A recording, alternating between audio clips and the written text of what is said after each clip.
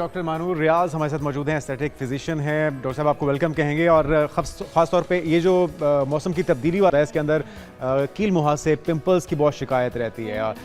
एक तो इससे मुतालिक बताइएगा, और वैसे भी आम तौर पे किस तरह से फ्रेश रखा जाए स्किन को, वो भी बताइए। अस्सलाम वालेकुम, thank you for having me. अच्छा, इसमें देखो आजकल के मौसम में ना हमें ये होता है कि हम हर मौसम के मुताबिक अपनी वार्डरोब भी चेंज कर रहे हैं, अपने कपड़े भी चेंज कर रहे हैं, अपना इन्वायरमेंट का टेम्परेचर भी चेंज कर रहे हैं, लेकिन हमें लगता है कि सारा साल जो है ना वो स्किन केयर हमने एक जैसी रखनी है, which is not possible. Obviously according to the changing weather हमें रिक्वायर्ड है कि हम उसके मुताबिक जो है अपनी स्किन केयर को भी जो है वो इम्प्रूव करें, चेंज करें। तो एक तो ये कि हमें इसमें मौसम में इसलिए ज़्यादा प्रॉब्लम्स होते हैं क्योंकि हम सिमिलर जो है स्किन केयर को फॉलो कर रहे होते हैं। ये नहीं हम देख रहे होते कि मौसम जो है उसमें तब्दीली आ रही है। इसमें अगर हम हायर कंटेंट जिस तरह बहुत ज़्यादा मॉइस्चराइज्ड अगर हम कोई प्रोडक्ट इस्तेमाल करेंगे तो वो भी आपको पिंपल्स को लीड करेगा, और अगर हम बिल्कुल ड्राई या बिल्कुल वाटर बेस्ड प्रोडक्ट्स में जाएंगे तो वो भी आपकी स्किन को इरिटेट करेगा। इट इज़ रिक्वायर्ड कि जिस तरह आपने देखा होगा कि नॉर्मली हमें अगर हमने हमारी स्किन के साथ भी हमारा एक लाइफ टाइम लॉन्ग रिलेशन होता है, तो नॉर्मली भी अगर हमारा जो है अगर हम किसी को अंडरस्टैंड नहीं करते या समझते नहीं है तो उसके साथ हमें वो लेके चलना मुश्किल हो जाता है। तो स्किन को भी अंडरस्टैंड करें कि आपकी स्किन की टाइप क्या है, ऑयली है या आपकी स्किन ड्राई है, उसके मुताबिक प्रोडक्ट्स का जो है वो सिलेक्शन करें और डॉक्टर से राय लें कि आपकी स्किन के मुताबिक क्या क्या चीज़ें आपको सूट करेंगी। ठीक है, उनके अगर हम इस्तेमाल करेंगे तो डेफिनेटली हमें स्किन पे इतने प्रॉब्लम्स या इस तरह के इश्यूज़ नहीं आएंगे। सेंसिटिव स्किन की बात अगर करें हम तो बहुत सारे लोगों की बहुत हसास स्किन होती है, बहुत जल्दी ट्रिगर हो जाती है किसी भी चीज़ से। वेदर चेंज हुआ है तो भी, मेकअप से या कोई भी आपने प्रोडक्ट चेंज किया इवन तो उससे भी ट्रिगर हो जाती है।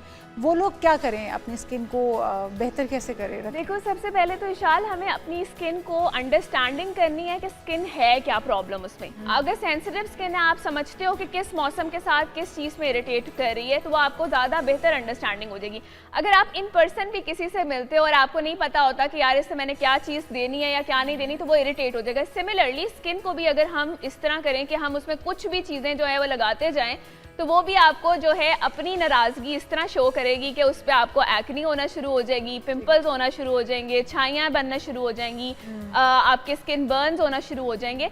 तो स्किन के मुताबिक प्रोडक्ट्स यूज़ करें। और अगर आपकी सेंसिटिव स्किन है तो सेंसिटिव स्किन में it is very very important कि आप कोई भी जो है वो फ्रेगरेंस वाले प्रोडक्ट्स ना इस्तेमाल करें, क्योंकि वो आपकी स्किन को इरिटेट करते हैं, उनका पीएच जो है वो डिफर करता है। तो बैलेंस्ड पीएच वाले लाइट जो प्रोडक्ट्स होते हैं आपकी स्किन के मुताबिक वो इस्तेमाल करें। फ्रेगनेंस फ्री प्रोडक्ट्स यूज़ करें, नेचुरल चीज़ों की तरफ जा सकते हैं जो कि आपके स्किन को एनहांसमेंट कर सकती हैं, बेहतरी की तरफ लेके जा सकती हैं।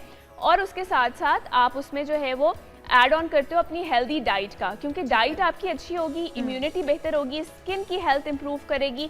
तो आपको डॉक्टर साहब डाइट में क्या क्या हो सकता है, क्या खाना चाहिए क्या नहीं खाना चाहिए? खासतौर पे सुनने में आया है कि तली हुई चीज़ें बहुत नुकसान देती हैं स्किन को। बिल्कुल, तली हुई चीज़ें देखो, आप ऑलरेडी आपकी स्किन अगर ऑयली है तो उन लोगों के लिए तो खैर बिल्कुल ही ऐसा ही है कि आपने उनको जो है ना वो एक पूरा मोड दे दिया है बैक्टीरिया को ग्रो करने के लिए।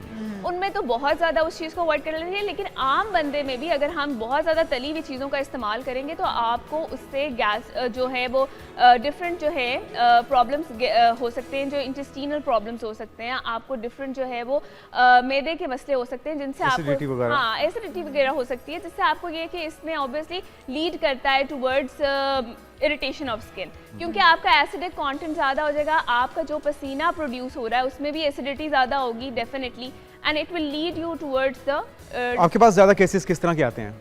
आजकल के दिनों में देखें ज़्यादातर इस तरह के केसेस आते हैं कि जिनमें एक्नी जो है वो बहुत ज़्यादा कॉमनली हमारे पास रिलेट कर रही होती है। हेयर फॉल बहुत ज़्यादा लीड कर रहा होता है आजकल के मौसम में, क्योंकि ज़ाहिर है मौसम चेंज हो रहा है, हमारा उतना ना हाइड्रेशन होती है और ना ही उतनी ज़्यादा जो है वो केयर होती है। तो बाल ऐसे अगर मतलब और गिरने और फ्रिजी ड्राई हेयर्स की बहुत ज़्यादा कंप्लेन होती है उसमें, जिसको हम ये कि टारगेटेडली अपनी हेल्थ को इम्प्रूव करके, अपनी जो है डाइट को बेहतर करके और थोड़े से केयर के साथ अगर हम उसको लेके चलेंगे तो डेफिनेटली इट विल। अच्छा, एक हम ये भी आपसे जानना चाहूँगी कि हम लोग अब प्रोडक्ट्स की बात करते हैं कि वेदर के हिसाब से ये स्किन टाइप देखते हुए यूज़ करनी चाहिए। अगर हम सनब्लॉक की बात करें, सनब्लॉक हम एक स्किन टाइप ड्राई स्किन है तो हम कोई सा भी एक लेके सन ब्लॉक तो हम पूरा साल यूज़ कर सकते हैं या वेदर के हिसाब से हमें उसको भी चेंज करना चाहिए? नहीं, देखिए जैसे आप कपड़े अपने चेंज कर रहे हैं और बाकी सारी चीज़ें चेंज कर रहे हैं तो इट इज़ नॉट पॉसिबल कि आप सेम सन ब्लॉक भी जो है वो पूरा थ्रू आउट द ईयर चलें। जिस तरह आप देखो गर्मियाँ हैं शाल, तो गर्मियों में हमें ज़्यादातर रिक्वायर्ड होता है कि हम वाटर बेस्ड या जेल बेस्ड सनस्क्रीन का इस्तेमाल करते हैं ताकि आपके वो बहुत ज़्यादा पोर्स के अंदर क्लॉग ना हो, क्योंकि हमारी जाहिर है ऑलरेडी हाइड्रेशन की वजह से स्किन जो है वो प्रॉपर्ली मॉइस्चराइज्ड होती है। बट ये कि अगर हम उस पर ऑयली सनस्क्रीन लगाएंगे तो वो आपको एक्नी की तरफ लीड करेगा। और सिमिलरली अब जब हम जाते हैं विंटर्स की तरफ तो विंटर्स के अंदर फिर हम वाटर बेस्ड या जेल बेस्ड में जाएंगे, फिर हम क्रीम बेस्ड सनस्क्रीन में जाएंगे। ऑल्सो एक और चीज़ होती है कि देखो जब हमारी सर्दी का मौसम होता है तो जो सन की इंटेंसिटी है वो उतनी ज़्यादा पीक या इतनी ज़्यादा इंटेंस नहीं होती क्योंकि मौसम चेंज होता है। तो उसमें हम अगर लोअर SPF भी यूज़ करें तो इट इज़ गुड इनफ, लेकिन ये कि ऑब्वियसली समर्स के अंदर हमें हायर SPF जो रिक्वायर्ड होते हैं जो 50+ होते हैं। विंटर्स के अंदर 30+ SPF is also good for you. और एक्सपोजर ज़्यादा नहीं रहता, एक्सपोजर ज़्यादा नहीं होता, सन की इंटेंसिटी उतनी ज़्यादा नहीं होती। और ये कि ऑब्वियसली आपका जो है उसमें हम क्रीम बेस्ड मॉइस्चर सनस्क्रीन की तरफ जाएं। अच्छा डॉक्टर साहब, एक तो है मौसमी असरात, उससे स्किन का ख़राब होना, पिंपल्स का निकलना, और जो टीन एजर्स बच्चे बच्चियाँ होते हैं उनको तो अमूमी तौर पे पिंपल्स की शिकायत रहती है, उसकी वजह से साइकोलॉजिकली भी वो बहुत डाउन हो जाते हैं। वो किस तरह से छुटकारा हासिल कर सकते हैं, उन्हें क्या क्या करना चाहिए इसके लिए? ये आपका बहुत अच्छा सवाल है और ये बहुत कॉमन प्रॉब्लम है। आजकल हमारे पास भी जो केसेस आते हैं तकरीबन 60 to 70% of the young patients जो हमारे पास विजिट करते हैं उनमें हार्मोनल जो चेंजेस की वजह से बहुत ज़्यादा ये प्रॉब्लम्स जो हैं वो लीड करती हैं। अच्छा, पहले ये होता था कि हम हर चीज़ को ये समझते हैं कि पहले नहीं होती थी तो अब क्यों हो रही है। ऑब्वियसली अब हमारे जो factors of the environment, diet भी एक बड़ा फैक्टर है। बिल्कुल बिल्कुल, ये ब्रॉयलर का इस्तेमाल, डाइट का, जंक फूड, डाइट, हमारे स्लीपिंग पैटर्न्स बिल्कुल ख़राब हो गए हैं। हम प्रॉपरली जो है वो अपना क्या कहते हैं टेक केयर नहीं करते उस हिसाब से। एक तो स्किन की केयर नहीं करते, दूसरा ये कि हमारे ये भी प्रॉब्लम है कि ना डाइट ठीक है, ना हमने एक्सरसाइज करनी है, हमारा स्ट्रेस जो है वो बहुत ज़्यादा ट्रिगर हो गया है। स्कूल कॉलेज के बच्चे बच्चियां, उनका एक्सपोजर ज़्यादा है, सनलाइट और डस्ट वगैरह ज़्यादा है। और उसके साथ साथ आप ये देखें कि जो हम स्क्रीन टाइम देना, हमें ये लगता है कि स्क्रीन टाइम की वजह से उसके भी असरात हैं, उसके भी असरात हैं, क्योंकि वो आपके जो है वो कॉर्टिसोल लेवल्स को रेज कर देता है। जब कॉर्टिसोल लेवल जो है वो बेसिकली आपका स्ट्रेस हार्मोन है, जो स्ट्रेस हार्मोन ज़्यादा होता है तो डेफिनेटली आपके एंडोर्फिन्स जो है वो रिड्यूस हो जाते हैं। तो उसकी वजह से आपके टेस्टोस्टेरोन लेवल्स वेरी कर रहे हैं, आपके जो एस्ट्रोजन लेवल्स वेरी कर रहे हैं। फिर ट्रीटमेंट आप क्या बताती हैं? क्या कोई स्किन ट्रीटमेंट क्रीम्स वगैरह से, कुछ मेडिसिन होती है या फिर कोई ऐसा इंजेक्शन भी होता है जिससे आप फौरी तौर पे पिंपल को दबा दें? जादू की छड़ी वाली बड़ी अच्छी बात की है, क्योंकि प्रॉब्लम ये है कि हमारे पास पेशेंट जो हैं वो आते हैं या क्लाइंट्स आते हैं तो वो आते हैं कि हमने ये सारा कुछ इतने अरसे से हुआ है, लेकिन हम डॉक्टर के पास एक दफ़ा जाएं तो डॉक्टर जो है ना वो हमें बस हीरोइन बना के जो है ना वो निकाल दें।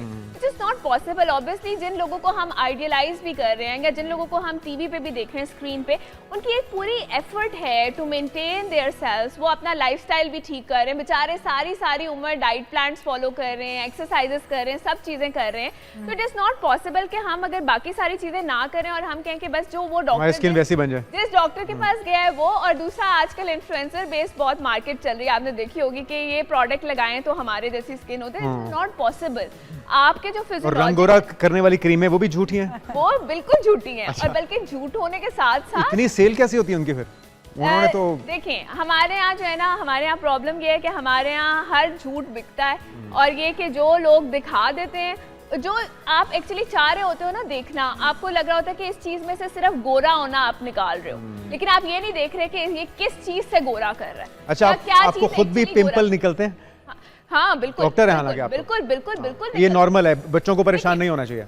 बच्चों को परेशान नहीं होना चाहिए, लेकिन ये कि अगर आप टाइमली चीज़ों को देख लेते हैं, कुछ चीज़ें ऐसी हैं जो कि आपके डिफरेंट जो आप लाइफस्टाइल में, अगर फॉर एग्जांपल आपका बहुत वर्कलोड बेस्ड काम है तो आपका वो पिंपल्स निकल सकते हैं, आपका ट्रैवलिंग ज़्यादा है आपको पिंपल्स निकल सकते हैं। लेकिन ये कि वो जब आप नॉर्मल अपने लाइफस्टाइल में आओगे तो इट विल रिकवर। लेकिन ये कि अगर वो परसिस्टेंट चल रहे हैं तो फिर आपको डेफिनेटली अपने डॉक्टर से जो है वो गाइडलाइन लेनी चाहिए और प्रॉपर ट्रीटमेंट होना चाहिए, अर्ली ट्रीटमेंट करवा लेते हैं। मींस के जिस तरह हम ये अक्सर ऐसा होता है, आपने देखा होगा कि नॉर्मली लोग प्रोलॉन्ग कर देते हैं कि जब पूरा खत्म हो जाएगा, सब कबाड़ा हो जाएगा, फिर कराएंगे, तबाह हो जाती है तो फिर उनको ख्याल आता है कि अर्ली जो जिस तरह 16-17 की एज में टीन्स हैं उनमें अगर आप ट्रीटमेंट स्टार्ट करवा देते हैं तो वो बिल्कुल रिकवर कर देते हैं और बच्चा जो उस सारे ट्रॉमा से गुजर रहा होता है वो बच जाता है, बच जाएगा। बिल्कुल। Thank you so much, doctor मारू हमारे साथ मौजूद।